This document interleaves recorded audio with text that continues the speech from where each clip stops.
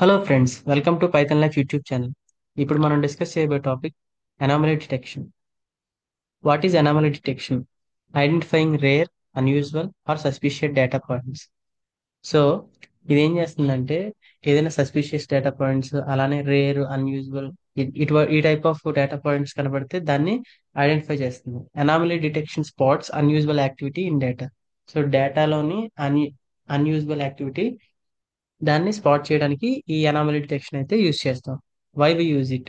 So ఎందుకు use చేస్తామంటే fraud detection కి, అలానే ఏదైనా ఎక్విప్మెంట్ ఫెయిల్యూర్స్ రికగ్నైజ్ చేయడానికి, సో లేకపోతే నెట్వర్క్ ఇంట్రూజన్స్ కి, ఈ టైప్ ఆఫ్ థింగ్స్ కోసం మనం ఇలా ఇటువంటి వాటి కోసం మనం దీన్ని అయితే అనామలీ డిటెక్షన్ ని యూజ్ చేస్తాం. How does it work? ఇది ఎలా వర్క్ అవుతుందంటే lens normal data patterns. So firstly data patterns ని నేర్చుకుంటుండదు. తర్వాత ఏం చేస్తుందంటే flags data points that don't fit the pattern. ఇప్పుడు ఒక మోడల్ రన్ అయ్యేటప్పుడు అది ఫస్ట్ ప్యాటర్న్ చూసుకుంటుంది. ప్యాటర్న్ చూసుకుని దాన్ని బట్టి అవుట్పుట్ ఇస్తుంది.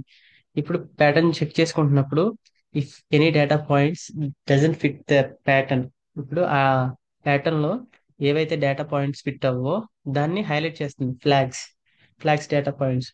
సో వాటిని హైలైట్ చేస్తుంది. దాన్ని బట్టి మనకి తెలుస్తుంది. ఇదే అనామలీ డిటెక్షన్ టెక్నిక్స్.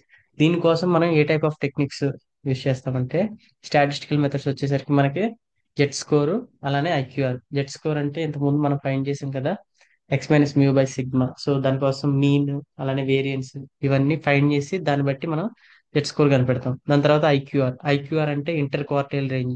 అలానే మనకి first quartile, second quartile, third quartile, ఇలా మనకి ఇంతకుముందు చూసాం కదా. దాన్ని బట్టి Q3 - Q1 ఇలా చేస్తే మనకి ఐక్యూఆర్ అనేది ఫైండ్ చేయొచ్చు. వీటి ద్వారా, ఈ స్టాటిస్టికల్ మెథడ్స్ ద్వారా, ఈ టెక్నిక్స్ ద్వారా మనం అయితే అనామలీ డిటెక్షన్ అనేది చేయొచ్చు. It learns what's normal and flags anything weird. So ఏదైనా వర్డ్ గా కనపడితే దాన్ని హైలైట్ చేస్తుంది. అలానే real life examples. So real life scenarios లోకి వచ్చేసరికి మోస్ట్లీ ఇది fraud detection in banking.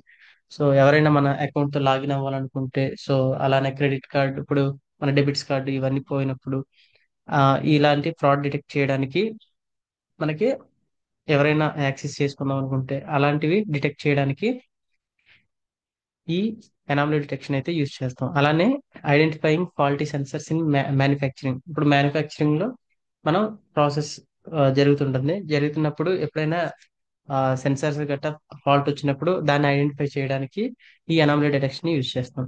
Great for detecting fraud, errors and cyber threats.